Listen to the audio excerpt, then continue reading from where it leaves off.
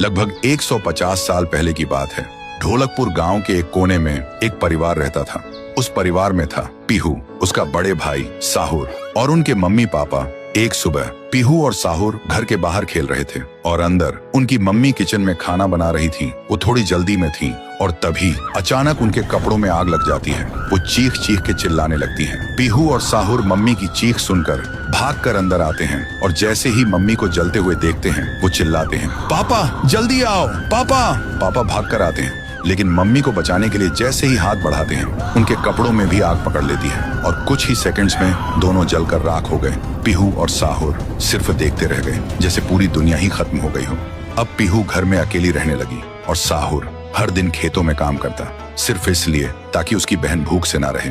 एक पूर्णिमा की रात थी। साहुर खेतों से काम करके घर लौट रहा था। तभी उसकी नजर जाती है एक घर की खिड़की पर। वो देखता है एक आदमी किसी का खून कर रहा था। ये देखते ही साहुर के पैर कांपने लगे और जैसे ही वो पीछे मुड़ता है एक और आदमी हाथ में खंजर लेकर खड़ा था। वो आदमी बिना कुछ कहे साहुर पर वार कर देता है। फिर गांव के लोगों को इकट्ठा करते हैं और वही आदमी चिल्लाता है, ये लड़का मेरे घर में घुसकर चोरी कर रहा था और जब मैंने रोका तो मुझे ही मारने की कोशिश की। अब आप लोग ही बताओ इसके साथ क्या किया जाए। गांव वाले गुस्से से भड़क उठते हैं और चिल्ला के कहते हैं, इसे उस पेड़ पे जिंदा उल्टा लटका दो। साहुर गिड़गिड़ाता है, मैं बेकसूर हूँ, मैंने कुछ नहीं किया।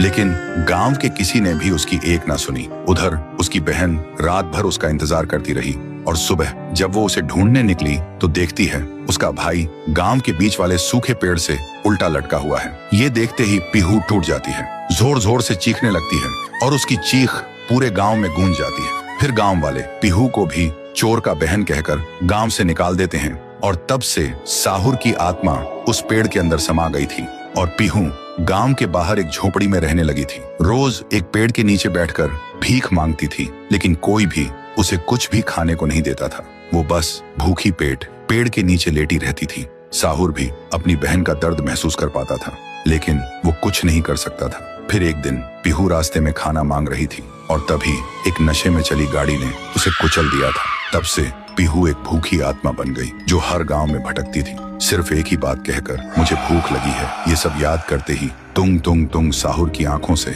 आंसू टपकने लगते हैं और तभी उसे एक आवाज सुनाई देती है और बिना कुछ सोचे तुंग तुंग तुंग साहुरा उस सूखे पेड़ के अंदर से निकलता है और अंधेरे में सीधा उस आवाज की तरफ चल पड़ता है। तो दोस्तों, अगर आप चाहते हो कि अगले पार्ट में पीहू, गुड़िया और तुंग तुंग तुंग साहुर की पावर दिखाई जाए तो इस वीडियो को 2 लाख लाइक्स तक पहुंचाओ, तभी आएगा असली तांडव।